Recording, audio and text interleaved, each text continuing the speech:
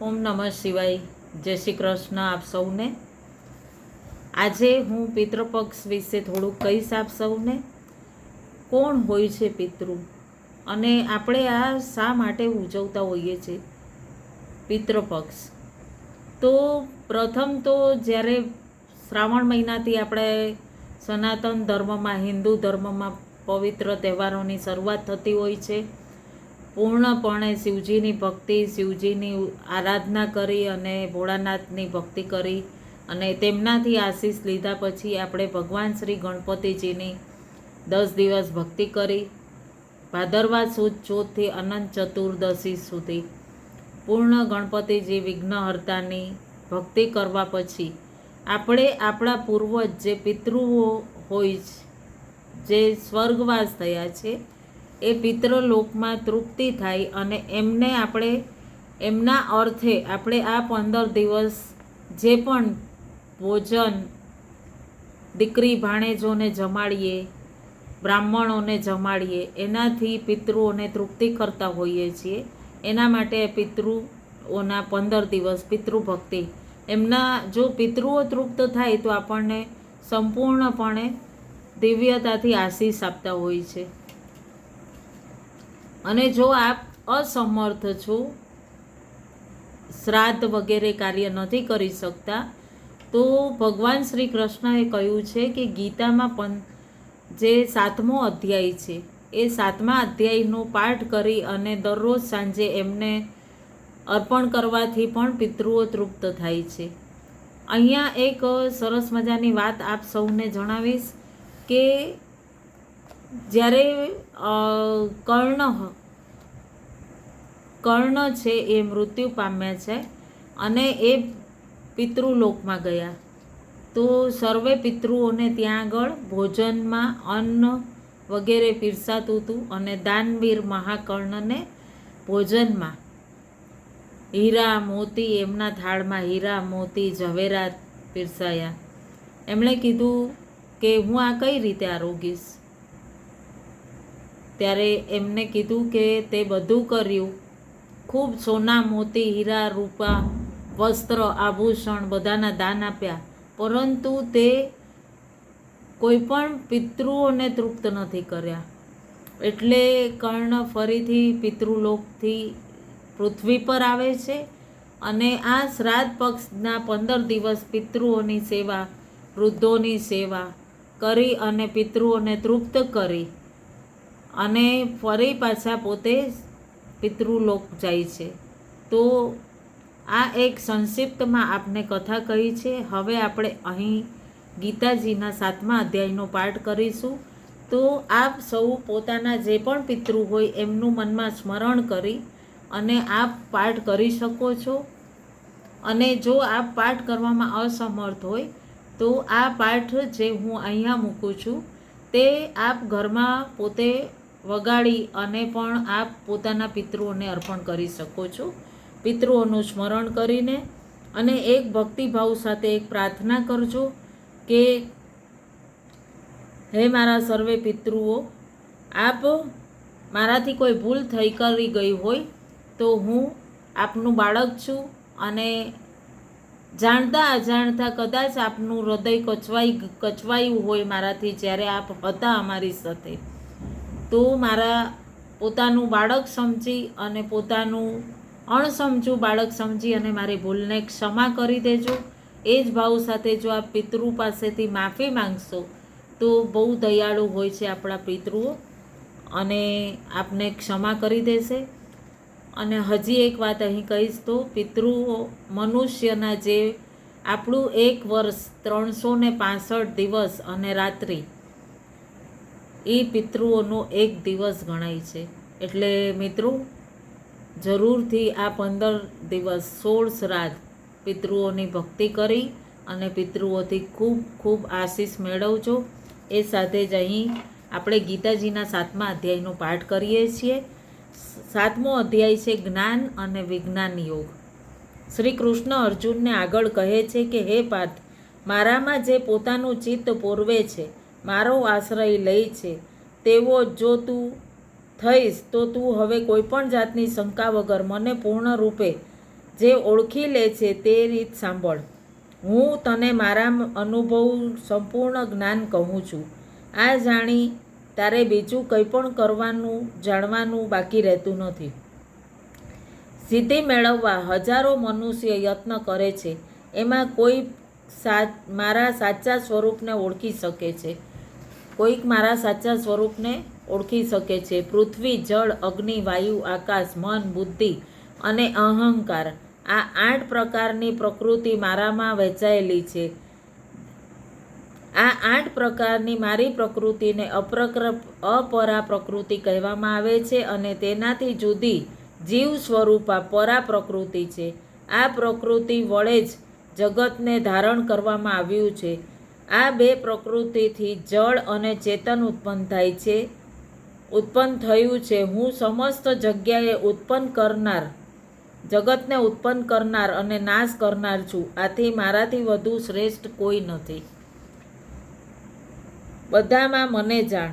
જળનો રસ, સૂર્ય ચંદ્રમાનું તેજ ને સર્વ વેદોમાં પ્રણવ ઓમકાર, આકાશમાં શબ્દ અને મનુષ્યમાં નિયમોનું પાલન કરી અને મનુષ્યોમાં પુરુષોત્તમ, પૃથ્વીની ગંધ, અગ્નિમાં તેજ, સર્વ પ્રાણીઓનું જીવન, તપસ્વીઓનું તપ, જીવોનું સનાતન બીજ પણ હું જ છું. બુદ્ધિમાનોની બુદ્ધિ, તેજસ્વીઓનું તેજ, સર્વ પ્રાણીઓમાં કામ અને સાત્વિક, રાજસિક, તામસિક ભાવોનો સર્જક હું છું. હું એમનામાં નથી, પણ તેઓ બધા મારે આધીન થઈને મારામાં છે. મારી આ ગુણમયી દેવી માયાને તરવી મુશ્કેલ છે. જેવો શરણે આવે છે તે આ માયાને તરે છે. મારી માયાને કારણે જેનું જ્ઞાન નાશ પામ્યું છે તેવા દુષ્કર્મ કરનારા મને ઓળખી શકતા નથી. તેથી મારે શરણે આવતા નથી. દુઃખી, જિજ્ઞાસુ, વિષયી, જ્ઞાની, આ 4 પ્રકારના સદાચારી પુરુષ મને ભજે છે. આમાં પણ નિત્ય સદાચારી મને ભજનાર જ્ઞાની શ્રેષ્ઠ છે. આવા જ્ઞાનીને હું ઘણો પ્રિય છું. એવો જ્ઞાની મને પ્રિય છે. જ્ઞાની તો એ મારો આત્મા છે, કેમ કે એક ચિત્ત થઈ મારો આશ્રય કરી રહ્યો છે અને જ્ઞાની વાસુદેવ રૂપ છે. આવા યોગી અતિ દુર્લભ છે. જે મનુષ્ય પુત્ર, કીર્તિ, શત્રુ વિજય આદિ વિષયોની ઈચ્છાથી વિવેકહીન બની ગયા છે તે ભૂત, પ્રેત, યજ્ઞ આદિ દેવતાઓનું ભજન કરે છે ને જે પૂર્વજન્મની વાસનાને અનુસાર તે દેવતાઓની આરાધનાના નિયમોનું પાલન કરી અને દેવતાને સ્વરૂપને પૂજવા ઈચ્છે છે તેને તે દેવતાઓમાં હું દ્રઢ કરું છું. આથી કરીને તે ભક્ત દ્રઢ શ્રદ્ધાથી તે દેવનું પૂજન કરી અને તે દેવો દ્વારા ઈચ્છિત ભોગને પ્રાપ્ત કરે છે. આ કામ કરી મારા મારફત થયેલું છે, કેમ કે તે દેવો પણ મારું જ સ્વરૂપ છે. હું પોતાની યોગ માયાથી છૂપો રહું છું. આથી બધા આગળ જાહેર થતો નથી. અજ્ઞાનીઓ મને જન્મ રહિત, અવિનાશી જાણતા નથી. હું ભૂત, વર્તમાન, ભવિષ્ય કાળના બધા પ્રાણીઓને જાણું છું, પણ મારી માયાથી મોહ પામેલ કોઈ પણ મને ઓળખી શકતું નથી. આ સંસારમાં સ્થૂળ દેહ ધારણ કરીને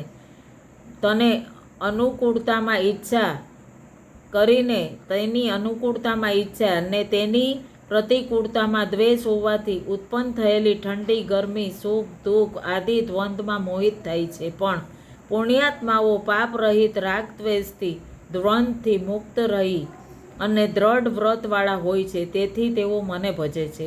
જે મનુષ્ય મારો આશ્રય લઈ ઘડપણ અને મરણથી મુક્ત થવા માટે પ્રયત્ન કરે છે તે બ્રહ્મ, આધ્યાત્મને તથા બધા કર્મને જાણે છે.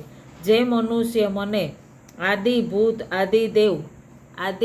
આદિદેવ, આદિયજ્ઞ સહિત જાણે છે તે દ્રઢ મનવાળો મનુષ્ય અંતકાળમાં મને જાણે છે ને મારામય થઈ જાય છે. 7મા અધ્યાયનું મહાત્મ્ય ફળ. પાર્વતીજી શંકરને કહે છે, અને લક્ષ્મીજી વિષ્ણુ ભગવાનને કહે છે, હે પ્રભુ, આપ અમને ગીતાજીના 7મા અધ્યાયનું મહાત્મ્ય અને તેના ફળ વિશે જણાવો. આથી કરીને શંકર ભગવાન પાર્વતીજીને અને ભગવાન વિષ્ણુ લક્ષ્મીજીને આ મુજબની કથા સંભળાવી હતી. પાટલીપુત્રમાં શંકુકર્ણ નામનો બ્રાહ્મણ રહેતો હતો. તે વેપાર કરી નિર્વાહ ચલાવતો હતો. તેને 3 પુત્ર હતા. વેપાર અર્થે પરદેશ જવા નીકળ્યો તે પહેલાં તેની પાસે જે ધન હતું તેણે પુત્રથી છાનું માનું જમીનમાં ખાડો ખોદી દાટી દીધું. પરદેશમાં કમનસીબે ઓચિંતા સાપ કરડવાથી તેનું મૃત્યુ થઈ ગયું. એક દિવસ સર્પયોનિથી કંટાળી જતા પોતાના પુત્રને સ્વપ્નમાં આવીને કહ્યું કે હું સર્પયોનિમાં પીડાઈ રહ્યો છું, તેમાંથી મારો ઉદ્ધાર કરો. મેં જમીનમાં ધન દાટી દીધું છે, તે આ સ્થળે છે. તેના પુત્રો પિતાનો સર્પયોનિમાંથી ઉદ્ધાર કરવા શું કરવું એ અંગે વિચારવા લાગ્યા. તેમનો વચલો પુત્ર ધનની લાલચથી પોતાની પત્ની સાથે સ્વપ્નમાં જ્યાં ધન દાટેલું બતાવ્યું હતું તે જગ્યાએ પહોંચી ગયો અને જમીન ખોદવા લાગ્યો. જ્યારે જમીન ખોદી રહ્યો હતો ત્યાં તે સમયે દરમાંથી એક સર્પ બહાર આવ્યો અને તેમને લાગ્યું કે આ શું કરી રહ્યા છો? પુત્રએ કહ્યું, તમે સ્વપ્નમાં આવીને કહેલ તે મુજબ આમાં તમારો ઉદ્ધાર કરવા અમે આવ્યા છે. જમીનમાં જે ધન દાટવામાં આવ્યું તે બધા કાઢી અમો તમને ઉદ્ધાર કરવા પ્રયત્ન કરીશું. પુત્રોના આટલા શબ્દો સાંભળી પિતાએ કહ્યું, આ ધનને બહાર કાઢી વાપરવાથી મારો ઉદ્ધાર થવાનો નથી, પણ મારા શ્રાદ્ધના દિવસે ગીતાજીના 7મા અધ્યાયનો પાઠ કરવો, બ્રાહ્મણોને જમાડી દક્ષિણા આપી, આમ કરવાથી મારો ઉદ્ધાર થશે. પછી તમારે 3 ભાઈઓ ભેગા મળીને અહીં આવી જમીન ખોદી ધન બહાર કાઢી સરખા ભાગે વેચી લેજો. વચલા પુત્રને લાગ્યું કે પિતાજી જે કહે છે તેમ કરીએ ત્યાં સુધી તેમને ધન મળવાનું નથી. આથી પતિ પત્ની ઘરે જઈ બધી વિગત તેમના બંને ભાઈઓને જણાવી. આ પછી 3 ભાઈઓએ ભેગા મળી શ્રાદ્ધના દિવસે બ્રાહ્મણોને બોલાવી ગીતાજીના 7મા અધ્યાયનો પાઠ કરાવડાવ્યો અને પછી બ્રાહ્મણોને જમાડી દાન દક્ષિણા આપી. આથી કરીને તેમના પિતાને સર્પયોનિમાંથી ઉદ્ધાર થયો અને તેઓ જમીન ખોદી બધું ધન કાઢી સરખા ભાગે વેચી લીધું. ગીતાજીના 7મા અધ્યાયના પાઠ કરવાથી પિતા સાથે તેઓનો પણ ઉદ્ધાર થયો. તેઓ પણ વૈકુંઠ પામ્યા. આ રીતે 7મો અધ્યાય સંપૂર્ણ રીતે પૂર્ણ થયો. શ્રી જ્ઞાન વિજ્ઞાન યોગ નામનો ગીતાનો 7મો અધ્યાય શ્રી કૃષ્ણ અર્જુન વચ્ચે થયેલ સંવાદમાં જ્ઞાન વિજ્ઞાનનો 7મો અધ્યાય સંપૂર્ણ થયો. ઓમ નમો નારાયણ. જય શ્રી કૃષ્ણ. સર્વે પિતૃઓને અર્પણ. ઓમ નમઃ શિવાય. મારો વિડીયો જો ગમ્યો હોય તો લાઈક કરજો, શેર કરજો અને તમારા પરિવારજનોને વહેંચજો, જેથી જે કોઈ પાઠ ન કરી શકતા હોય તેઓને લાભ મળે. ધન્યવાદ. જય ભારત. નમઃ શિવાય.